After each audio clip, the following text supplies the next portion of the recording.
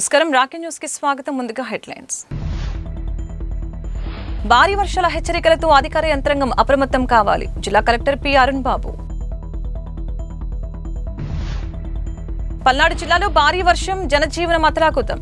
1690.6 మిల్లీమీటర్ల వర్షపాతం నమోదు. భారీ వర్షానికి పల్నాడు ప్రాంతం జలమయం. ట్రాన్స్పోర్ట్, రైల్వే వ్యవస్థలు హెచ్చరికలు జారీ.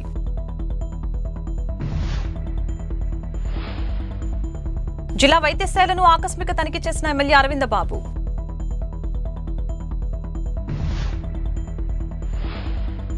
నర్సరావుపేట ఆర్టీసీ బస్టాండ్లో వర్షపు నీరుతో ప్రయాణికులకి ఇబ్బందులు.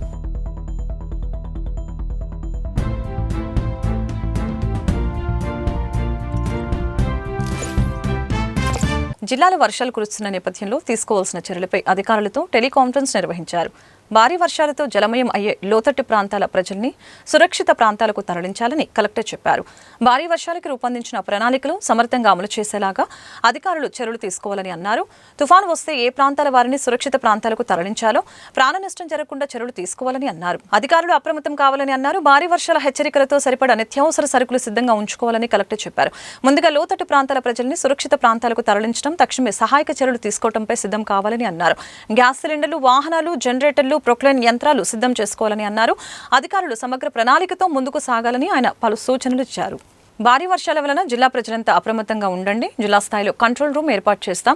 నోడల్ అధికారులు 3 రోజులు మండలాల్లో ఉండాలని తెలిపారు. జిల్లా యంత్రాంగాన్ని ఆదేశించిన కలెక్టర్ పి అరుణ్ బాబు. జిల్లా స్థాయి కంట్రోల్ రూమ్ నెంబర్ 0864725299. 2 రోజుల నుంచి ఎడతెరపు లేకుండా కురుస్తున్న వర్షం వలన రోడ్డు, పొలాలు, పల్లపు ప్రాంతాలు నదుల్ని తలపిస్తూ ఉన్నాయి. స్థానిక రావిపాడు రోడ్డుపై వర్షపు నీరుతో ప్రజలు ఇబ్బందులకి గురవుతున్నట్లు స్థానిక లాం కోటేశ్వరరావు మీడియా ప్రతినిధులతో మాట్లాడారు. అక్రమ కట్టడాలని తొలగించాలని గతంలో గ్రీవెన్స్లో దరఖాస్తు చేసినప్పటికీ కూడా అటు మున్సిపల్ ఆఫీస్ నుండి కానీ, కలెక్టర్ ఆఫీస్ నుంచి కానీ ఎలాంటి రెస్పాన్స్ లేదు. ఈ భారీ వర్షాల వలన రోడ్లని ఆక్రమించుకొని రోడ్లపై హోటల్స్ పెట్టి చెత్తాచెదరం డ్రైనేజ్లో వేయటం వలన డ్రైనేజీ బ్లాక్ కావడంతో పాటు వర్షపు నీరు రోడ్డుపైకి వచ్చి చెరువును తలపిస్తూ ఉన్నాయి. భారీ ఫ్లెక్సీ కటౌట్లు పెట్టడం వలన రోడ్లు కనపడక యాక్సిడెంట్లు కూడా జరుగుతున్నాయి. భారీ వర్షాల వలన పడే ఇబ్బందుల్ని దృష్టిలో పెట్టుకుని పట్టణంలో అక్రమ కట్టడాలని తొలగించాలని స్థానికులు డిమాండ్ చేశారు.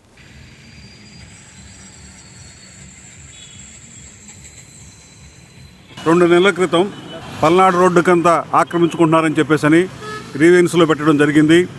అయినా ఈ రోజు కూడా కమిషనర్ కానీ, కలెక్టర్ గారు కానీ ఎవరు పట్టించుకోవట్లేదు. వర్షపు నీరంతా రోడ్లపై పారుతూ ఉంటే రోడ్ల మీద పెద్ద పెద్ద ఫ్లెక్సీలు, బోర్డులు వేసేసి జనానికి కనపడకుండా చేస్తున్నారు. దీనివల్ల యాక్సిడెంట్లు అవుతూ ఉన్నాయి ఇక్కడ.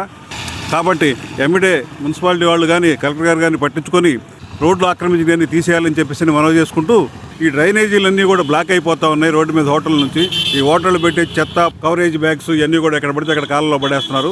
కాబట్టి హోటళ్ళు అనేవి కూడా అన్నీ కూడా లోపల పెట్టుకుంటే, స్థలంలో వాళ్ళు పెట్టుకుంటే జాగ్రత్త చూసుకుంటారు. కానీ ఈ బజార్లో పెట్టేసి ఎక్కడ పడితే అక్కడ వేసేసి అన్ని విధాలుగా జనానికి, కస్టమర్స్కి ఇబ్బంది అవుతుంది. కాబట్టి దీన్ని ఇమీడియట్లీ పరిష్కరించాలని చెప్పి కోరుకుంటున్నాం. రాజుపాలెం మండలం అనూపాలెం దగ్గర ప్రధాన రహదారిపై వాగు ప్రవహించడంతో పిడుగురాళ్ల హైదరాబాద్ వెళ్లే వాహనాలు సత్తెనపల్లి, నర్సరావుపేట మీదుగా దారి మళ్లించిన అధికారులు అనూపాలెం దగ్గర రైల్వే బ్రిడ్జి నెంబర్ 59 వద్ద ప్రమాద స్థాయిలో నీటి ప్రవాహం వలన బెల్లంకొండ, పిడుగురాళ్ల రాకపోకలపై క్యాష్ అండ్ ఆర్డర్ 30 కిలోమీటర్ల వేగంతో రైలు నెమ్మదిగా పోవలను జారీ చేసిన రైల్వే అధికారులు సత్తెనపల్లి ప్రాంతంలో నాగన్నకుంట, వడ్డవల్లి ప్రాంతాల్లో ఇళ్లలోకి చేరిన వర్షపు నీరు. మాచవరం మండలం పిల్లుట్ల, మల్లవోలు, మొర్జంపాడు, పిన్నెలి గ్రామాల్లో రోడ్లు జలమయమయ్యాయి. దాచేపల్లి మండలం కేంద్రం నుంచి కొన్ని గ్రామాలకు రాకపోకలు నిలిచిపోయాయి.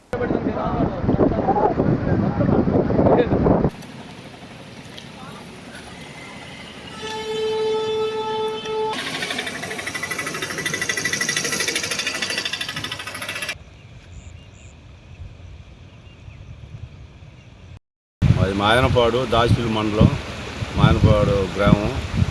పొలాలు రాత్రి కురిసిన వర్షానికి మొత్తం పొలాలు మొత్తం కొట్టకపోయి మొత్తం మొక్క పైరు మొత్తం లేచిపోయిందండి. ఏదన్నా ప్రభుత్వం సాయం చేసి రైతులకి చేయాలని అనుకుంటున్నాము. నర్సపేట సతనపల్లి రోడ్డు మరియు ఏపీఎస్ఆర్టీసీ బస్టాండ్ ఆవరణలో ఎడతెరపి లేకుండా కురిసిన వర్షంతో రహదారిలో నీరు నిలిచిపోయింది.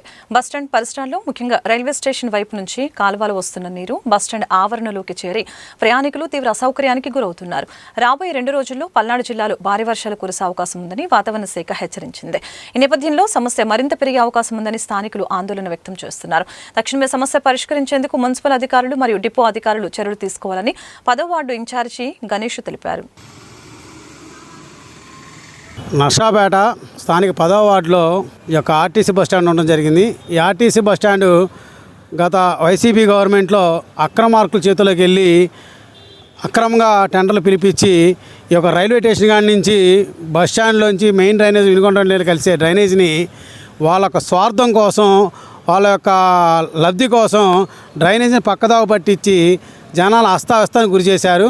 2024లో కోట ప్రభుత్వం అధికారంలో రాగానే మా ఎమ్మెల్యే డాక్టర్ చదలవాడ అరవింద్ బాబు గారు ప్రజలు ఇలా ఇబ్బంది పడుతున్నారంటే తక్షణమే ప్రమాణ స్వీకారం చేసిన మరుసటి రోజే ఇక్కడికి వచ్చి దీని మీద తగు చర్యలు తీసుకొని ఇలా అడ్డదిడ్డల కాలాలు ఉంటే ఒప్పుకోను, ప్రజలు ఇబ్బంది పడితే ఒప్పుకునే ప్రసక్తే లేదు, ప్రజలే ముఖ్యం కానీ నాయకులు కాదు అన్న ఒక ఉద్దేశంతో మా ఎమ్మెల్యే గారు రైల్వే స్టేషన్ నుంచి వచ్చే డ్రైనేజీని స్ట్రైట్గా మళ్ళీ హోల్ పెట్టించి మళ్ళీ ఆ పక్కన మట్టితో మళ్ళీ బూడి చేసిన మొత్తాన్ని జేసీబీ తీపిచ్చి మొత్తం ప్రజలకు ఇబ్బంది లేకుండా చేశారు. నర్సపేట ఎమ్మెల్యే డాక్టర్ చదలవాడ అరవింద బాబు ప్రభుత్వ జిల్లా ఆసుపత్రిలో చికిత్స పొందుతున్న రోగుల్ని పరామర్శించారు. వారికి అందుతున్న వైద్య సదుపాయాల గురించి అడిగి తెలుసుకున్నారు. రోగులకు సరైన వైద్య సేవలు అందుతున్నాయా లేదా అని ఆసుపత్రి సిబ్బందితో చర్చించిన ఎమ్మెల్యే ఈ కార్యక్రమంలో ఎమ్మెల్యే వెంట హాస్పిటల్ అభివృద్ధి committee chairman doctor Lakkireddy, Venkateswara Reddy, hospital superintendent Suresh, కూటమి నాయకులు తదితరులు పాల్గొన్నారు. రొంపిచెర్ల మండలం అచ్చేపాలెంలో మాజీ ముఖ్యమంత్రి నందమూరి తారక రామారావు, మాజీ మంత్రి డాక్టర్ కోడెల శివప్రసాదరావు విగ్రహాలను ఆవిష్కరించిన ఎంపీ లావు శ్రీకృష్ణదేవరాయలు మరియు వినుకొండ మాజీ MLA GDCC bank chairman Makkina Mallikarjunarao, TDP నాయకులు పాల్గొన్నారు. ఒకటి ఎన్టీ రామారావు గారి గురించి నాకంటే కూడా మీరు ఇంకా బాగా, ఇంకా చక్కగా, ఇంకా వివరంగా చెప్పగలరనే నమ్మకం నాకు ఉంది. ఎందుకంటే మీరు చాలా మంది కలుస్తూ ఉన్నారు. వాళ్ళందరూ కూడా సభ్యత్వం 1983 సభ్యత్వం కూడా తీసుకొచ్చి చూపించే వాళ్ళు చాలా మంది ఉన్నారు. దానికంటే కూడా ఇంకా ఆయన సినిమాలు డైలాగులు ఇప్పటికి కూడా అనర్గళంగా చెప్పగలిగేవారు ఇంకా ఎక్కువ మంది ఉన్నారు. ఆయన ఏ సినిమాలో యాక్ట్ చేశారో ఆ సినిమాలో ఏ విధంగా దాని మీద సొంత డైలాగులు చెప్తారు. ఎందుకు అంటే ఆయన చనిపోయి దాదాపుగా 30 సంవత్సరాలు అవుతా ఉంది. అయినా ఇప్పటికి కూడా అంత గుర్తు పెట్టుకున్నారు. ఏదో అప్పుడు చూసిన వారే కాదు, చూడని వారు కూడా నెక్స్ట్ జనరేషన్ ఈ 30 సంవత్సరాల్లో ఉన్నవారు నాకు తెలిసి చూసే ప్రశ్నే లేదు. నేను 40 సంవత్సరాల పైన నాకే 1-2 సార్లు చాలా దూరం నుంచి చూడటం జరిగింది, కానీ ఎప్పుడు మాట్లాడింది. కానీ ఇప్పటికి కూడా చూడని వారు కూడా అంతే ప్రేమని వాళ్ళందరూ గుండెల్లో కూడా పెట్టుకున్నారు. అంటే ముఖ్యమైన కారణం ఆయన ఏ రంగంలోకి వెళ్ళినా ఆ రంగంలో తారాస్థాయికి వెళ్ళటం అనేది మనం చూసాం. Narasaraopet station road Gandhi park వద్ద ప్రపంచ ఆదివాసీ దినోత్సవం సందర్భంగా ఆదివాసీ హక్కుల పోరాట సంఘీభావ వేదిక ఆంధ్రప్రదేశ్ ఆధ్వర్యంలో ఈ నెల 16వ తేదీ అనగా శనివారం ఉదయం గుంటూరు ప్రౌఢిపేట 2/7లోని కొరటాల భవన్లో ప్రత్యేక కార్యక్రమం నిర్వహించనున్నారు. ఈ సమావేశంలో కన్వీనర్ చిలక చంద్రశేఖర్, రిటైర్డ్ జడ్జి శాంతి, చర్చల కమిటీ సభ్యులు జస్టిస్ చంద్రకుమార్ తదితరులు పాల్గొననున్నారు. నిర్వాహకులు ప్రజలు విస్తృతంగా హాజరై కార్యక్రమాన్ని విజయవంతం చేయాలని ఈ సందర్భంగా పిలుపునిచ్చారు. ఆదివాసుల హక్కుల పరిరక్షణ కోసం సమాజం అంతా సంఘీభావంతో నిలబడాలని ఈ సందర్భంగా కోరారు. ఈ నెల 16వ తేదీన ప్రపంచ ఆదివాసీ దినోత్సవ సభని గుంటూరు బ్రాడీపేట 2/7లో ఉన్నటువంటి కొరటాల భవన్లో ఆదివాసీ హక్కుల పోరాట సంఘీభావ వేదిక తరపున నిర్వహించడం జరుగుతూ ఉంది. ఈ కార్యక్రమంలో రిటైర్డ్ జడ్జి చంద్రకుమార్ గారు, అలాగే రైతు స్వరాజ్య వేదిక నుంచి వడ్డే శోభనాథ్ దినేశ్వరరావు గారు, ఆదివాసీ సంఘం నుంచి మాణిక్యం, అలాగే పౌర హక్కుల సంఘం రాష్ట్ర కార్యదర్శి, ఆదివాసీ హక్కుల పోరాట సంఘీభావ వేదిక కన్వీనర్ చిలుక చంద్రశేఖరు తదితరులు పాల్గొంటారు. ప్రపంచ ఆదివాసీ దినోత్సవం అనేటువంటిది 9వ తేదీ అన్ని ప్రాంతాల్లో నిర్వహించినప్పటికీ ఆదివాసీ సమస్యలు అనేటువంటివి ప్రధానంగా ఈ రోజున 5, 6 షెడ్యూళ్ళు కూడా ఈ ప్రభుత్వాలు అమలు చేయట్లేదు. కేంద్రంలో 3వసారి అధికారంలోకి వచ్చిన రాష్ట్రీయ స్వయం సేవక్ సంఘ్ రాజకీయ విభాగం బీజేపీ ఈ దేశంలో ముఖ్యంగా రైతాంగాన్ని నిర్వీర్యం చేస్తా రైతాంగ భూముల్ని కార్పొరేట్ వ్యవసాయంతో పేరుతో కార్పొరేట్ శక్తులకు అప్పగించడానికి ప్రయత్నం చేస్తూ ఉంది.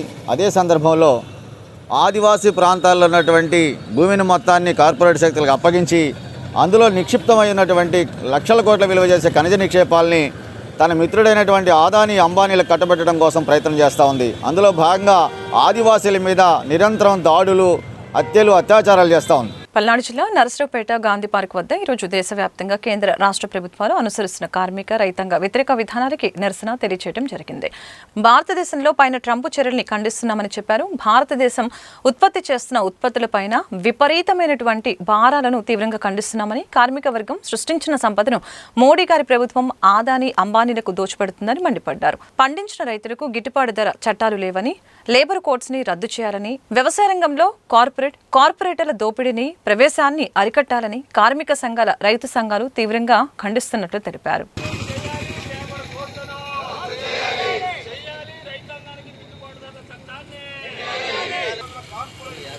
దేశవ్యాప్తంగా వ్యవసాయ రంగం మొత్తాన్ని కూడా కార్పొరేట్లకు అప్పచెప్పేటటువంటి కేంద్ర ప్రభుత్వ ప్రయత్నాన్ని నిరసిస్తూ దేశంలో ఉన్నటువంటి సంయుక్త కిసాన్ మోర్చా ఆధ్వర్యంలో 540 రైతు సంఘాలు, కలిసి వచ్చేటటువంటి కార్మిక సంఘాలు మొత్తం కలిసి ఈరోజు క్విట్ కార్పొరేట్ అనేటటువంటి నినాదంతో దేశవ్యాప్తంగా రైతాంగం, కార్మికులు దేశవ్యాప్తంగా ప్రభుత్వానికి వ్యతిరేకంగా నిరసన తెలియజేస్తూ ఉన్నారు.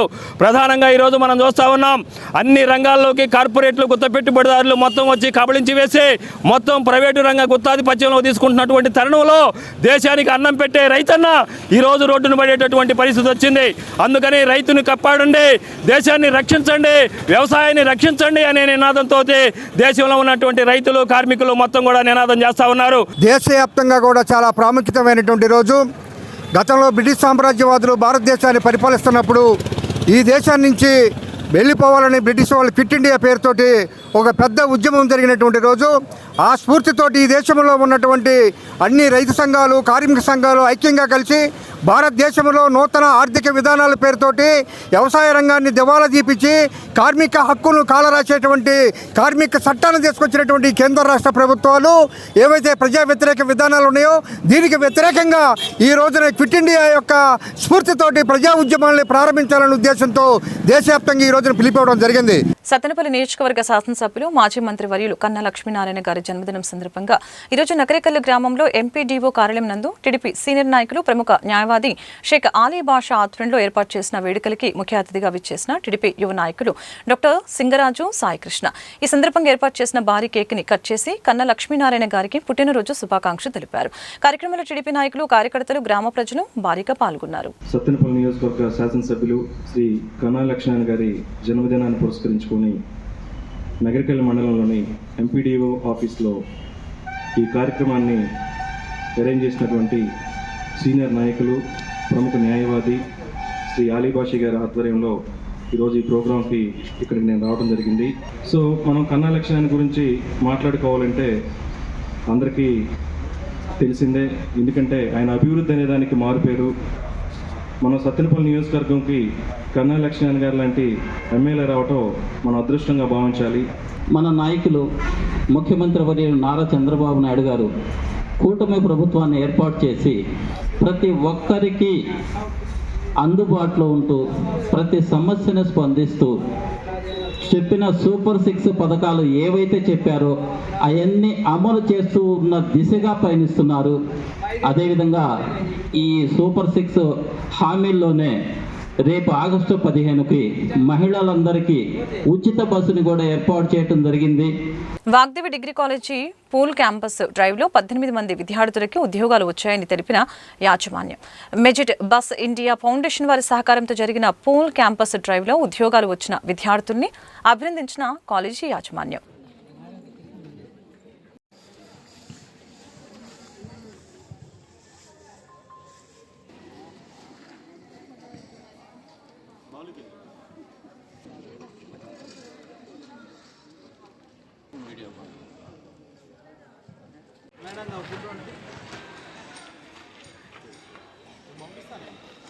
మా నర్సరావుపేటలోని వాగ్దేవి డిగ్రీ కళాశాలలో మ్యాజిక్ బస్ ఇండియా ఫౌండేషన్ వారి ఆధ్వర్యంలో 24/7 ఏఐ టాటా ఎలక్ట్రానిక్స్ కంపెనీ వారు మా కళాశాలలో మరియు బయట నుంచి వచ్చినటువంటి విద్యార్థులు కూడా ఈరోజు ఇంటర్వ్యూలో పాల్గొనడం జరిగింది.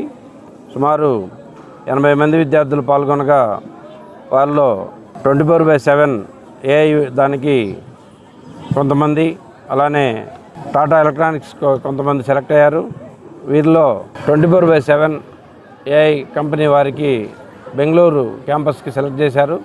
వీళ్ళకి శాలరీ సంవత్సరానికి 3,60,000 ప్యాకేజీగా ఇవ్వడం జరిగింది. అదేవిధంగా టాటా ఎలక్ట్రానిక్స్ వారు 2,40,000 ప్యాకేజీతో విద్యార్థులను సెలెక్ట్ చేసుకున్నారు. ఇవన్నీ కూడా మరి return test, group discussion, interview ద్వారా సెలెక్ట్ చేసుకోవడం జరిగింది. ఈ సందర్భంగా మరి మా కళాశాలకు వచ్చి జాయిన్ అయినటువంటి ప్రతి విద్యార్థికి ప్లేస్మెంట్ అవడమే కాకుండా బయట క్యాంపస్ల నుంచి వేరే కాలేజీల్లో చదివే విద్యార్థులు కూడా ఈరోజు నమోదు చేసుకొని వారికి కూడా ఉద్యోగాల అవకాశాలు పొందినందుకు వారికి కూడా శుభాకాంక్షలు తెలియజేసుకుంటూ వార్తలు ముగించే ముందు హెడ్లైన్స్ మరొకసారి. భారీ వర్షాల హెచ్చరికలతో అధికార యంత్రాంగం అప్రమత్తం కావాలి. జిల్లా కలెక్టర్ పి అరుణ్ బాబు. పల్నాడు జిల్లాలో భారీ వర్షం, జనజీవనం అతలాకుతం. 1690.6 మిల్లీమీటర్ల వర్షపాతం నమోదు. భారీ వర్షానికి పల్నాడు ప్రాంతం జలమయం. ట్రాన్స్పోర్ట్, రైల్వే వ్యవస్థలు హెచ్చరికలు జారీ.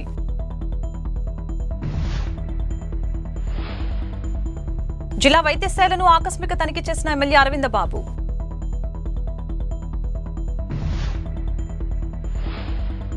నర్సరావుపేట ఆర్టీసీ బస్టాండ్లో వర్షపు నీరుతో ప్రయాణికులకి ఇబ్బందులు.